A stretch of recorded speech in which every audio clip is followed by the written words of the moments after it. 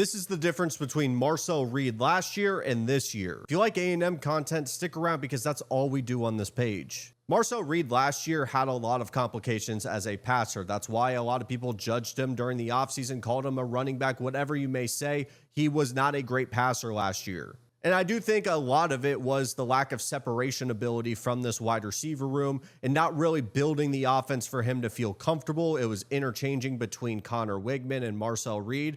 But the biggest difference this year is I think Marcel Reed is looking to pass before he's looking to run. Marcel has some of the best abilities in the entire country to stop on a dime, the stop and go ability, the acceleration, running the football with the ball in his hands. But the thing that has changed a little bit is when he is scrambling and trying to extend plays, he's still looking to throw the football. But I think that is what allowed for him to have one of the better games of his entire season against Arkansas. I get it. Arkansas's defense is terrible, but he was also taking what the defense gave him, and not a lot of quarterbacks are mature enough to do that. And it's important to note that this is Marcel Reed's first year starting, and you can clearly see from week one to this point, this is a quarterback that is still developing and learning how to play the position at a very high level. And if you're an A&M fan, though the Arkansas game was scary as it is, as it always will be, you could take a little bit of pride in knowing that your quarterback is taking steps forward and he is not the same exact player as he was in week one.